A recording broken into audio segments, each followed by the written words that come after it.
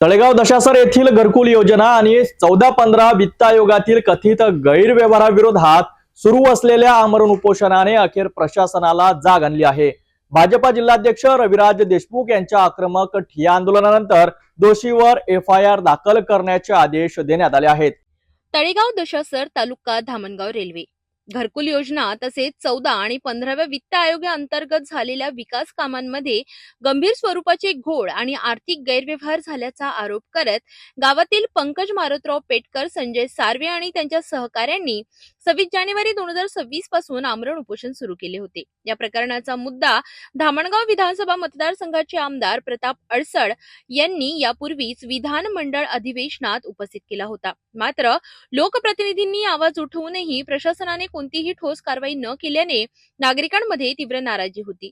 उपोषणाच्या पहिल्या 3 दिवसात प्रशासनाने पूर्णतः दुर्लक्ष केल्याचा आरोप उपोषणकर्त्यांनी केलाय।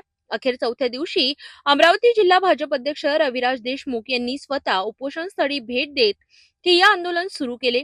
दुपारी 3 वाजल्यापासून ते रात्री 11 वाजेपर्यंत तब्बल 8 तास रविराज देशमुख उपोषण स्थळी ठाण मांडून बसले। जोपर्यंत दोषींवर ठोस कारवाई होणार नाही तोपर्यंत इथून उठणार नाही असा स्पष्ट इशाराही त्यांनी प्रशासनाला दिला। या आक्रमक भूमिकेमुळे प्रशासनात एकच खळबळ उडाली। तात्काळ हालचाली करत ग्रामीण गृहनिर्माण अभियंता, तत्कालीन डेटा एंट्री ऑपरेटर आणि तळेगाव दशासर येथील रोजगार सेवक यांच्यावर FIR दाखल करण्याचे आदेश देण्यात आले। कारवाईचे लेखी आदेश मिळताच भाजपा जिल्हाध्यक्ष रविराज देशमुख यांनी उपोषणकर्त्यांना निंबू पाणी देऊन आमरण उपोषण सोडविले। यावेळी उपोषणकर्त्यांनी रविराज देशमुख आणि भाजप युवा मोर्चाचे जिल्हाध्यक्ष सचिन इंगळे यांचे आभार मानले। उपोषण यशस्वी झाल्यानंतर परिसरात ढोल ताशांच्या गजरात आनंदोत्सव साजरा करण्यात आला। या घटनेमुळे धामणगाव विधानसभा मतदारसंघात मोठी खळबळ उडाली असून विकास निधींच्या पारदर्शकतेचा मुद्दा पुन्हा एकदा ऐरणीवर आला आहे। मला फोटो काढला, तुम्हाला 12,000 भेटते म्हणे, 12,000 म्हणून फोटो काढला, असे पाठवले, असे लंबे पाय करा म्हणे, लंबे पाय करून केले।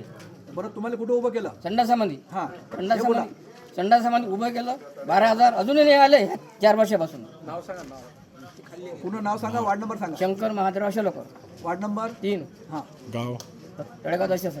म्हणजे लोकांच्या लढ्याला राजकीय पाठबळ मिळाल्यानंतर प्रशासनाला अखेर कारवाई करावीच लागली। मात्र या प्रकरणातील दोषींना प्रत्यक्ष शिक्षा होते का याकडे संपूर्ण मतदारसंघाचे लक्ष लागले आहे।